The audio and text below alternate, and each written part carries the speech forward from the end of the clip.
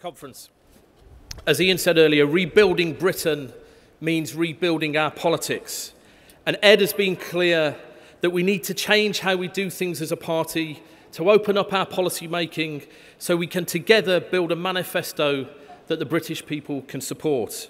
And earlier we heard from Angela how we can do this together with the exciting new reforms which will revolutionise party into power. This is our opportunity to embrace that change with a clear message of support for the principles of refounding Labour. And that's why we should vote for the package before us today, so we can unite and rebuild Britain. And I hope the experiences of our campaigners on the ground have shown you how we need to revolutionise the way we build our community base. And it's not just the party politics of this that are important. It's important because it's why we're in politics, because we care who lives next door and that she doesn't have a job, even if we do, and what the local school is like, even if we don't have kids, and when there's no bus to the doctors, even if our family has a car. This is the real politics of real life, and that's what Labour's always been about. And it's a language the Tories don't even understand. An inflection you can't learn on the playing fields of Eton. And when we win elections, this is why. Because we share the values and speak the language of ordinary people. Because we are ordinary people. But values are not enough. If the road to hell is paved with good intentions, the path to electoral oblivion is strewn with some beautiful values. So in order to make our values real and meaningful to people, we have to connect them clearly and directly to people's lives. And the way we connect our values to people's daily lives is through our policies. They are the transformational vehicle by which both our values and our real life usefulness will be judged. I believe we'll win the next election, and I believe that Ed, with his deep compassion and heavy intellect, steely resolve and dry humour, will make a great Prime Minister. I'm proud to work for him. And I could talk to you today about why we will win and how Cameron has made all these U-turns. I could tell you about coalition policy, the mistakes they've made that's going to make rebuilding Britain an even tougher task.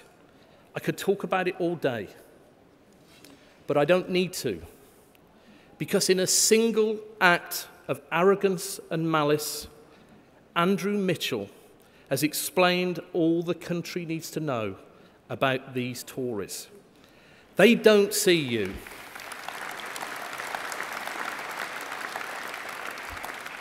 They don't see you and the people out there as parents, grandparents, children and grandchildren. To them, you are commodities, servants to an elite whose view of the world enshrines the inequality as economically efficient. And they ignore real scandals, bankers who steal, train and bus companies with virtual cartels who laugh in the face of light touch regulation, energy companies who send light bulbs to MPs to convince them of their social conscience when they're ripping the poorest people in the country off with pay meters and stupid tariffs. I could go on and on and on. And what's our biggest danger? That we buy into this view of the world or defend the cosy consensus of the past. And we know what the future looks like already. Environmental degradation, because the superpowers have failed to heed the mile-high stack of scientific evidence. A globalised financial industry that pays no heed to national governments. An engineering and digital economy that requires children and adults to be numerate. A frightening new era of remote mechanised warfare with the use of drone technology. A political system that is so broken that its participants feel powerless to mend it. Well, conference, I'm here to tell you that we're not powerless. There is power in this movement that is centuries old, a million strong, and will never die. And we can mend what is broken in our country, and we will. It's our duty. And we can start by picking candidates with courage.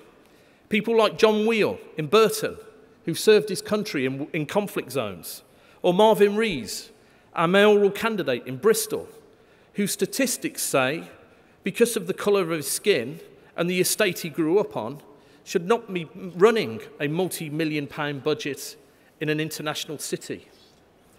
And have you noticed that if you point out that there are almost no working-class people in Parliament, in any party, that is called class politics and is therefore stupid. But there being no working-class people in Parliament is not class politics at all. It's apparently nothing to do with class. It's just the way it is. And that, conference, is why we are in the Labour Party. Because just the way it is never good enough. Our people deserve better. Our children deserve better. Britain deserves better than these Tories with their broken promises and their greed and their sneering contempt that doesn't change from one century to the next. And that's why we will win the next election, because we have to. Our people can't afford us to fail. We're going to do it. Thank you.